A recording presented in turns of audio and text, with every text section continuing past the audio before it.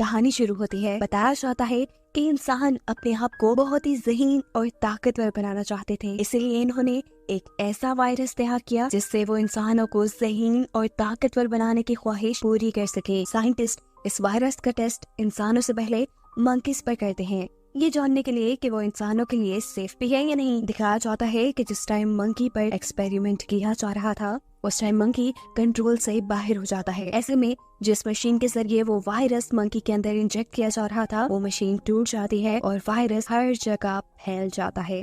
ये वायरस दुनिया में बहुत तेजी से फैला, इंसानों के साथ साथ इसने ह्यूमंस को भी इन्फेक्टेड किया। इंसानों पर इसका बहुत बुरा असर हुआ। इन्फेक्टेड हुए इंसान या तो मारे गए और अगर कुछ जिंदा बचे तो उनका माइंड यानी दिमाग उनका साथ देना छोड़ चुका था। जबकि दूसरी तरफ एप्स यानी मंकीज पर इसका उल्टा यानी अच्छा असर हुआ। वो इंसानों की तरह ज़हीन हो गए, सोचने समझने लगे। आसान लफ्जों में ये कि अब इस दुनिया को एप्स ने इंसानों की तरह संभाल लिया है, जबकि इंसान जानवरों की तरह जंगलों में निकल गए। ना कुछ बोल सकते हैं अब वो और ना ही समझ सकते हैं। इन सभी एप्स का लीडर था सीजर, जिसकी किसी जंग में मौत हो जाती है और अब उसके मरने के 300 साल बाद हम उसके ट्राइब यानी कबीले को देखते हैं। सभी एप्स इंसानों की तरह मिलकर जिंदगी गुजारने के साथ आपस में बातें भी करने के काबिल हैं। अब इसी टाइम पर हमें मिलवाया जाता है नोवा से, जो कि इस मूवी का मेन कैरेक्टर होने के साथ साथ इस ट्राइब के लीडर का भी बेटा है। नोवा अपने दोस्तों के साथ पहाड़ियों पे जा रहा है ईगल्स के अंडे लेने के लिए। ये उनकी एक रस्म थी। सभी एप्स के पास अपने अपने ईगल्स पेट थे।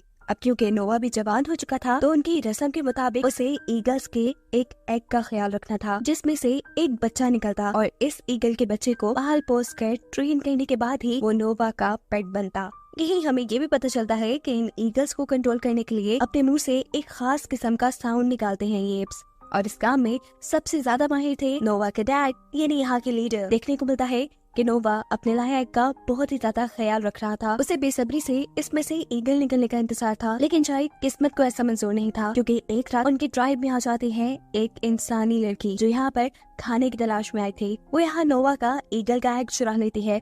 नोवा उसे देख लेता है, जिससे बचने के लिए ये लड़की फौरन ही जंगल की तरफ भागती है, लेकिन नोवा अपना एग बचाने के लिए उसके पीछे पड़ जाता है और इस सारी भागम दौड़ी में टूट जाता है नोवा को वो एग। देखकर नोवा दुखी हुआ, इसलिए वो डिसाइड करता है कि अब वो अपने दोस्तों के साथ दोबारा पहाड़ियों पे जाएगा एक और एग ढूंढने के लिए। इससे पहले कि वो पहाड़ों से एक नया एग लेता, उसे पहाड़ों पर अपने ट्राइब के 2 एप्स जख्मी हालत में मिलते हैं। इनकी हालत इतनी खराब थी कि वो मरने वाले थे। नोवा इन्हें देखकर परेशान हो जाता है। वो इनसे पूछता है आखिर तुम्हारा ये हाल किसने किया। वो बताते हैं कि हमारी ये हालत दूसरे ट्राइब के एप्स ने की है, जो हमारी ही तरह मिलकर समुद्र के किनारे रहते हैं। ये जख्मी एप्स नोवा से कहते हैं कि शायद उस ट्राइब के एप्स हम जंगल में रहने वाले एप्स से नफरत करते हैं, इसीलिए हम पर हमला करके हमें बर्बाद करना चाह रहे हैं। वो उनकी तो ये भी प्लानिंग है कि वो हमारे बचे हुए एप्स को गुलाम बना देंगे और जो उनकी गुलामी से इनकार करेगा उन्हें मार दिया जाएगा। दिखाया जाता है कि समुद्री एप्स ने जंगल के दरमियान में नोवा के ट्राइब का ठिकाना भी ढूंढ लिया था। वो लोग अपने हथियार लेकर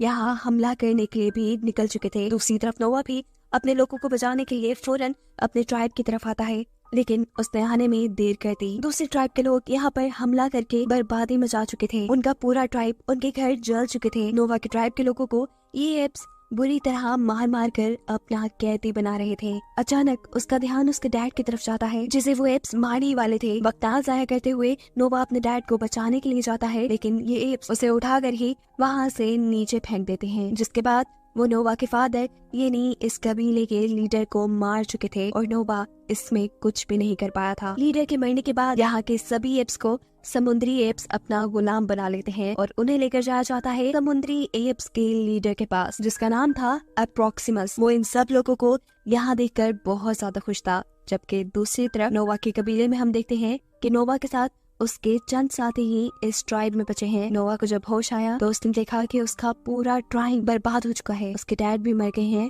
और उसके तकरीबन सभी साथियों को बंदी बनाकर वो एप्स ले जा चुके हैं।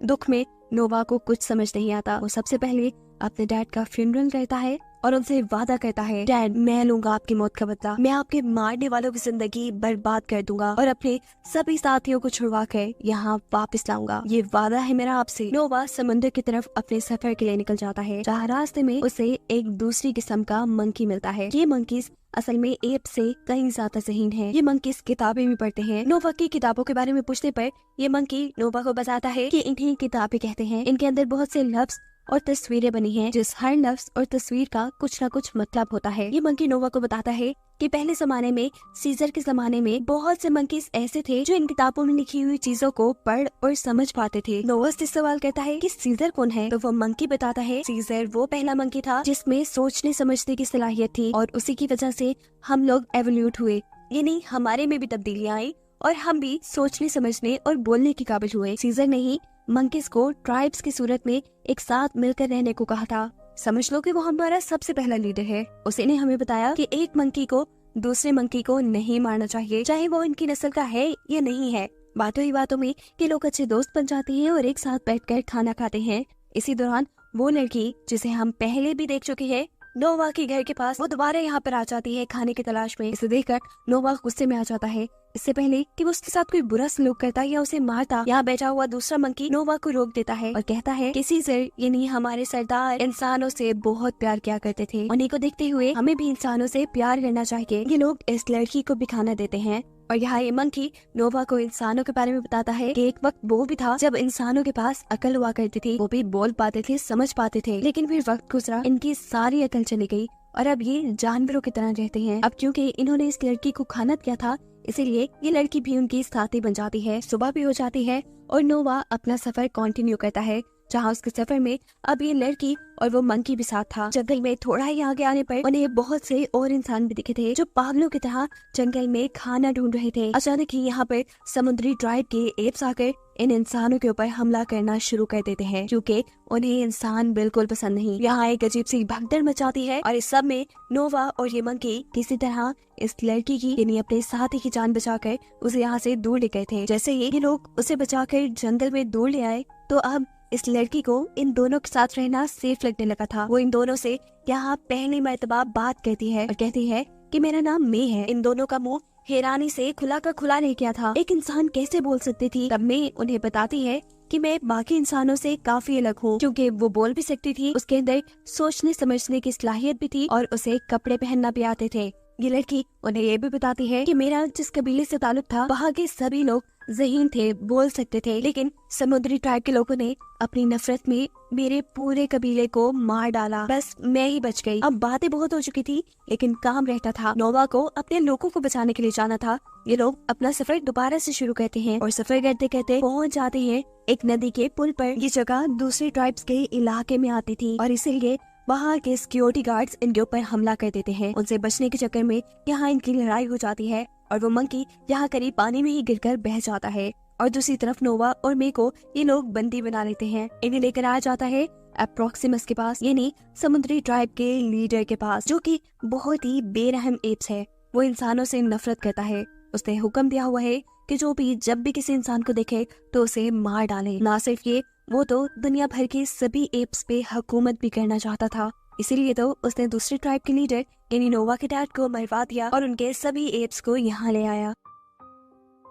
देखने को मिलता है कि ये एप्स समुद्र के बिल्कुल किनारे पे रहते हैं। अब समुद्र का पानी इनके इलाके में ना आ जाए, इसलिए इन्होंने समुद्र के आगे एक बहुत ही बड़ी दीवार बनाई हुई है। इतनी इंटेलिजेंस का काम अप्रोक्सिमस ने इंसानों को देख देख कर किया था। उसे इंसानों की हिस्ट्री के बारे में बहुत कुछ पता था। उसके पास तो ह्यूमन मिलिट्री का एक बहुत बड़ा शिप भी था। इस शिप में एक बंकर था जिसमें मिलिट्री के वेपन्स थे। इस बंकर का दरवाजा बंद है और ये हमेशा से इस बंकर का दरवाजा खुलवाने के लिए अपने बहुत से एप्स को काम पे लगा के रखता है, लेकिन रोज कोशिश करने के बावजूद भी आज तक वो इस दरवाजे को खोल नहीं पाया। लेकिन उसे उम्मीद थी कि वो एक न एक दिन जरूर इस बंकर को खोल पाएगा। इसे खोलने के बाद वो इसके अंदर से सभी हथियार हासिल करेगा और सबसे पहले उन हथियारों के जरिए इंसानों को खत्म करेगा। इंसानों को मारने के साथ साथ उसका ये भी ख्वाब था कि वो सभी एप्स को अपना गुलाम बना ले, और ये तभी मुमकिन था जब उसके पास इन वेपन्स की पावर होती। अब सवाल ये था कि अप्रोक्सिमस इतनी ज्यादा इंसानों से नफरत क्यों करता था, क्योंकि उसे ये बात मालूम थी कि पास्ट में इंसान बंदरों को कुछ भी नहीं समझते थे। वो या तो उन्हें जू के जेलों में रखते थे या अपना पेट बना लेते थे और या गुलाम बना लेते थे। उसके दिल में डर था कि कहीं अगर इंसानों के पास दोबारा से सोचने समझने की सलाहियत आ गई तो वो दोबारा से बंदरों को अपना गुलाम बनाने लगेंगे। लेकिन वो ऐसा कोई दिन देखने से पहले ही सभी इंसानों को खत्म कर देना चाहता है। हम देखते हैं नोवा, जिसे यहाँ पर बंदी बना कर रखा गया था, वो यहाँ अपने ट्राइब के बहुत से लोगों से मिलता है। उसे उसके लोग अप्रोक्सिमस के सभी इरादे बता देते हैं कि कैसे वो इंसानों को मारना चाहता है और बाकी एप्स को बंदी बनाना चाहता है। इंसानों की तो नोवा को भी ज्यादा परवाह नहीं थी, लेकिन वो अपने ट्राइब के एप्स को अप्रोक्सिमस की गुलामी से बचाना चाहता था। उसे अप्रोक्सिमस के उस बंकर के बारे में भी पता चल जाता है जिसके अंदर बहुत से वेपन्स थे। और अब नोवा कुछ सोचते हुए मे के पास जाता है। मे भी यहाँ नोवा से कुछ बात करना चाहती थी। वो नोवा को बताती है कि उसके जैसे सभी इंसान बहुत ही ज्यादा कमजोर हो चुके हैं। वो चाहती है कि इंसान पहले की तरह बोल पाए और इंसानों को बोलना सिखाने के लिए उसे एक लैंग्वेज बुक की जरूरत है जो कि अप्रोक्सिमस के पास मौजूद बंकर के अंदर है। मैं उस बंकर को खोलकर उस बुक को हासिल करना चाहती थी, जबकि यहाँ नोवा बताता है कि मैं उस बंकर को तबाह करना चाहता हूँ ताकि मैं अपने ट्राइब के लोगों को छुड़वा सकूं। जब ये बंकर तबाह हो जाएगा तब अप्रोक्सिमस की सारी ताकत, उसका सारा गुरूर पानी में मिल जाएगा और ऐसे मेरा काम बहुत आसान हो जाएगा। नोवा की सारी बातें सुनकर मैं नोवा की मदद के लिए तैयार हो जाती है। वो उस बंकर को तबाह करने के लिए तैयार थी, लेकिन उसकी भी एक शर्त थी कि वो पहले बंकर को खोलकर उसके अंदर से अपनी किताब लेगी। नोवा भी उसकी बात मान लेता है और ये लोग फैसला करते हैं कि आज रात में ही ये लोग अपना पूरा प्लान अंजाम देंगे। नोवा ने प्लान बनाया था कि वो एक बम बनाएंगे, उससे उस दीवार को तबाह करेंगे जिससे यहाँ के लोगों ने समुद्र के पानी को उनके इलाके में आने से रोका हुआ था। जिसके बाद ये लोग शिप के अंदर जाकर बंकर में से मे को मे की किताब देंगे और फिर इस बंकर को भी तबाह कर देंगे। लेकिन मे का प्लान थोड़ा चेंज था। वो नोवा और उसके दोस्तों को लेकर पहले बंकर तक जाती है और वहाँ से अपनी जरूरी किताब को हासिल कर लेती है। वो जितने में अपनी जरूरत की किताब ढूंढ रही थी, यहाँ नोवा और उसके साथियों को एक स्टोरी बुक मिलती है जिसके अंदर वो देखते हैं कि बंदरों को किस तरह इंसानों ने कैद करके रखा था। ये देखकर उन्हें भी बुरा लगता है, लेकिन ये लोग इस बात को इग्नोर करके मे का साथ देना दोबारा शुरू कर देते हैं। ये लोग एक छोटे से होल के जरिए बंकर के अंदर गए थे और बाहर निकलने के लिए ये बड़ा ही आसान काम करते हैं। बंकर का बड़ा गेट खोल देते हैं। बड़ा गेट खोल के जैसे ही ये बाहर गए तो बाहर अप्रोक्सिमस अपनी पूरी टीम के साथ था। इन्हें बंकर के अंदर से निकलता देखकर वो समझ गया कि जरूर ये चारों मिलकर उसके खिलाफ कोई प्लानिंग कर रहे हैं और उसकी जरूरत की चीजें भी जरूर इन्होंने बंकर के अंदर से कहीं छुपा दी होंगी। अब असल कहानी क्या है, ये सच्चाई उगलवाने के लिए अप्रोक्सिमस नोवा के दोस्त के गले पे चाकू रखवा देता है और नोवा से कहता है सारी कहानी बताने का, नहीं तो उसकी दोस्त को मरवा देगा। इससे पहले कि कोई नोवा के साथी को नुकसान पहुंचाता, मैं उसी एप को गोली मार देती है जिसने उसे बंदी बनाया हुआ था। एप को मारने के लिए मैंने गन से शूट किया था, गन का इस्तेमाल किया था। जिस गन को देखकर अप्रोक्सिमस इम्प्रेस हो जाता है। वो मुझसे एक सौदा करता है कि मैं तुम्हें और यहाँ सभी साथियों को ऐसे ही जाने दूंगा, लेकिन इसके बदले में तुम मुझे सारे वेपन्स दे दो। लेकिन मैं भी बेवकूफ नहीं थी, वो जानती थी कि अगर अप्रोक्सिमस के हाथ हथियार लग गए तो वो दोबारा उनके पीछे पड़ जाएगा। वो किसी भी हाल में उसके हाथ वेपन्स नहीं लगने देना चाहती थी। अब अप्रोक्सिमस उसके पीछे पड़ चुका था। इससे पहले कि वो यहाँ के कुछ लोगों के साथ बुरा करता, मैं यहाँ नोवा और उसके साथी के बनाए बॉम्ब को उस दीवार के नीचे रख देती है जिस दीवार से इन लोगों ने समुद्र का पानी ट्राइब के अंदर आने से रोका हुआ था। उसके ऐसा करते ही दीवार टूट जाती है और समुद्र का पानी तेजी से उनके एरिया में आ जाता है और सभी एप्स को बहा ले जाता है। नोवा की ट्राइब के एप्स क्योंकि जंगल में रहते थे इसलिए उन्हें दरख्तों पर चढ़ने की काफी प्रैक्टिस थी। वो तो यहाँ अपने आप को बचाने के लिए दरख्तों के ऊपर चढ़ जाते हैं, लेकिन अप्रोक्सिमस के साथी सारे ही बह गए थे। अब नोवा के ट्राइब के सभी साथी जिंदा थे, इसीलिए वो अपने ट्राइब में वापस आ जाते हैं। अभी उन्होंने सुकून का सांस नहीं लिया था कि यहाँ पर दोबारा अप्रोक्सिमस एंट्री कर लेता है। वो यहाँ आकर सबसे कहता है कि तुम सब मेरे गुलाम हो और बस मेरी गुलामी ही करोगे। उसका ऐसा कहते ही नोवा को गुस्सा आया और अपना गुस्सा उसे दिखाने के लिए उसने अब अपने मुंह से वो साउंड निकाला जिससे ये लोग अपने पेट ईगल्स को बुलाया करते थे। उसकी आवाज सुनते ही सारी पेट ईगल्स यहाँ आ गई और उनके इशारा करते ही वो अप्रोक्सिमस को उठाकर वहाँ से दूर ले जाकर समुद्र में फेंक देती हैं और ऐसे फाइनली इन सब लोगों की जान अप्रोक्सिमस से छूट जाती है। जिसके बाद हमें दिखाया जाता है कि नोवा और उसके सारे साथी दोबारा से अपने घरों को बनाते हैं और यहाँ पहले जैसी सुकून वाली जिंदगी जीना शुरू कर देते हैं। मूवी के पोस्ट क्रेडिट सीन में हमें मे को दिखाया जाता है जो कि नोवा के पास आई है। नोवा मे से बहुत ही ज्यादा नाराज है क्योंकि मैंने उसे धोखा दिया था। जो बम उन्होंने बंकर को तबाह करने के लिए बनाया था, उस बम का इस्तेमाल मैंने दीवार तोड़ने के लिए किया था और इस धोखे से नोवा ने ये सबक सीख लिया था कि उन्हें कभी इंसानों पर एतबार नहीं करना और अब अपने आप को इतना डेवलप करना है कि कोई ना तो उन्हें हरा पाए और ना ही कभी उन्हें धोखा देकर कैद कर पाए। जबकि दूसरी तरफ इंसान तो अपनी ही प्लानिंग्स में थे। मैंने असल में बंकर से जो किताब उठाई थी वो कोई लैंग्वेज बुक नहीं थी बल्कि सैटेलाइट की बुकलेट थी जिसके अंदर सैटेलाइट को बनाने और उसे ठीक करने का पूरा तरीका लिखा था।